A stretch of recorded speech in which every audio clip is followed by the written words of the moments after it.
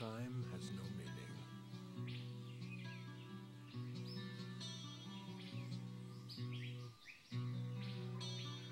Listening to the soothing sounds.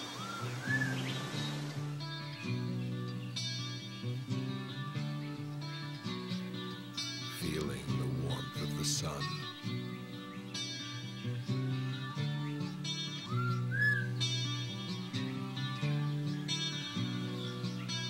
Breathing in the crisp mountain breeze.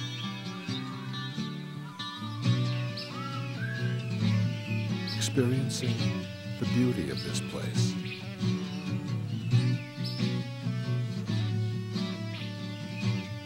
Costa Rica, a land of mystery and adventure. From its exotic flora to its abundance of wildlife, each experience holds a new discovery. However, change is on the horizon. As time passes, the delicate balance between the environment and man becomes more fragile, and the beauty of Costa Rica is threatened.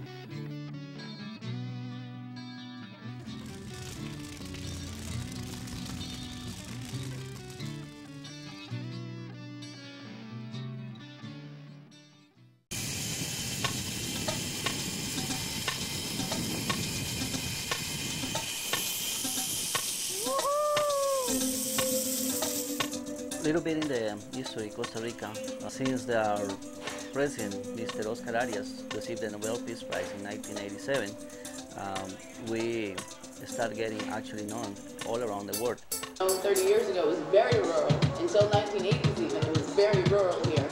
Not much going on. And then, in the 80s, people started coming.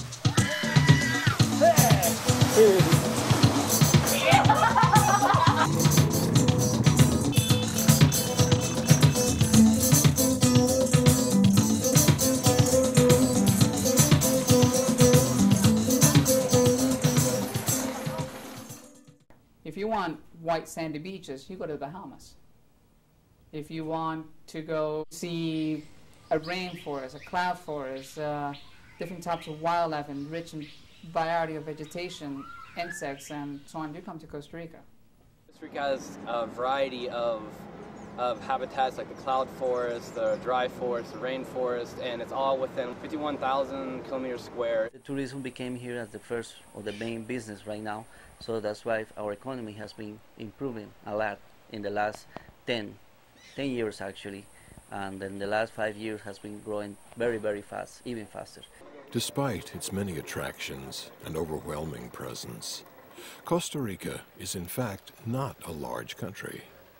It stands slightly smaller than the state of West Virginia. Tourism is Costa Rica's #1 income, so everything is dedicated to us. Even though we're scientists, we still buy their food, we still buy their clothes, it's all dedicated to us. Developers have taken notice of the locals' eagerness to attract tourists, and they continue to build more hotels and luxury resorts. In our country, always the people has been in a big concern of conservation. One of the things that Costa Rica has and is very proud of is that 80% of their land is protected as a national park. In 1998, the Costa Rican Tourism Board, along with the Ministry of the Environment, launched what is called a certification program. And this was very proactive, and Costa Rica is a leader in that. The Certification for Sustainable Tourism program was designed to differentiate tourism businesses based on the degree to which they comply with a sustainable model of natural, cultural, and social resource management. Certification program, they're able to develop some standards, and very few countries have that. The growth in environmental tourism is about 25 to 30% a year. Many people want to have an experience where it doesn't damage the environment and it supports the local community. Regarding the peninsula and Alegro Papagayo, there's been little deforestation. As for the water, it's clean, it is taken care of. The water here is not wasted, we try to preserve it as much as possible.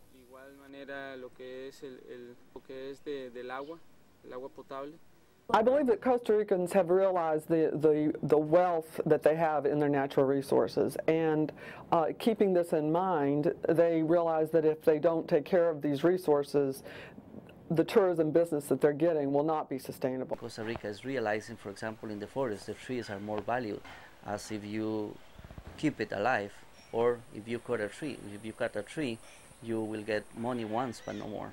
About sustainability to an environmentalist or someone involved in ecotourism, we're talking about sustainability with regard to not damaging the environment, supporting the local community, and doing good things for the culture. What tourism changed was it became the #1 source of income. I saw the dollar go from